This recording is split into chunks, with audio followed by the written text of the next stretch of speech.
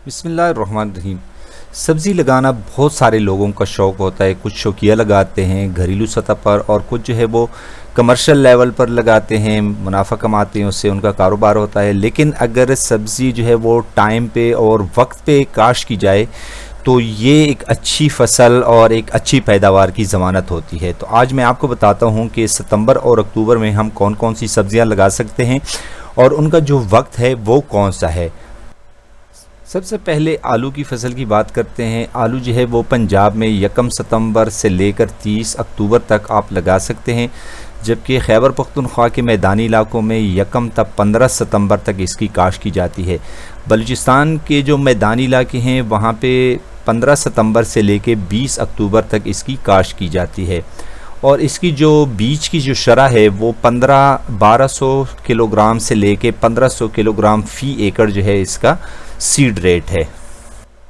तो दूसरे नंबर पे जो है वो है फूल गोभी। फूल गोभी जो है वो पंजाब में जुलाई से लेकर नवंबर तक जो है वो काश्त की जा सकती, और सिंध में जो है वो जून ता सितंबर जो है इसकी काश्त की जाती है। जो KPK के जो मैदानी इलाके हैं वहाँ पे सितंबर से लेकर अक्टूबर तक इसकी काश्त हो सकती है, और जो बलूचिस्तान सूबा है हमारा, उसके जो मैदानी इलाके हैं वहाँ सितंबर से लेकर अक्टूबर के आखिर तक जो है इसकी काश्त हो सकती है। जब इसकी शरह बीज जो है वो तकरीबन आधा किलो से लेकर 1 किलोग्राम फ़ी एकड़ बीज जो है वो आप इस्तेमाल करेंगे। तो अब तीसरे नंबर पर जो है वो है बंद गोभी। बंद गोभी पंजाब में नवंबर से लेकर दिसंबर तक जो है वो आप खेत में मुंतकिल कर सकते हैं, जबकि सिंध में ये अमल सितंबर ता नवंबर अमल में लाया जाता है। खैबर पख्तूनख्वा के मैदानी इलाकों में नवंबर से लेकर दिसंबर तक आप पनीरी को खेत में मुंतकिल कर सकते हैं, जबकि बलूचिस्तान के मैदानी इलाकों में भी नवंबर से लेकर दिसंबर तक पनीरी जो है वो मुंतकिल की जाती है, जबकि इसकी जो शरह बीज है वो तकरीबन आधा किलो फ़ी एकड़ जो है वो बीज इस्तेमाल किया जाता है। चौथे नंबर पर है वो मटर है। मटर पंजाब के मैदानी इलाकों में सितंबर से लेकर अक्टूबर तक काश्त की जाती है, जबकि सिंध में अक्टूबर से लेकर नवंबर तक इसकी काश्त की जाती है। खैबर पख्तूनख्वा के सारे इलाकों में सितंबर से लेकर अक्टूबर तक इसकी काश्त की जाती है, जबकि बलूचिस्तान के पहाड़ी इलाकों में ये सितंबर से लेकर अक्टूबर तक काश्त की जा सकती है। इसकी जो बीज की शरह है वो 35 किलो से लेकर 40 किलो फ़ी एकड़ इस्तेमाल की जाती है। पाँचवें नंबर पर लहसुन है। लहसुन पंजाब में अक्टूबर में काश्त की जाती है, जबकि सिंध में अगस्त से लेकर अक्टूबर तक इसकी काश्त की जाती है। खैबर पख्तूनख्वा के तमाम इलाकों में सितंबर ता अक्टूबर इसकी काश्त की जाती है, जबकि बलूचिस्तान के मैदानी इलाकों में अगस्त और पहाड़ी इलाकों में अक्टूबर से लेकर फरवरी तक इसकी काश्त की जा सकती है।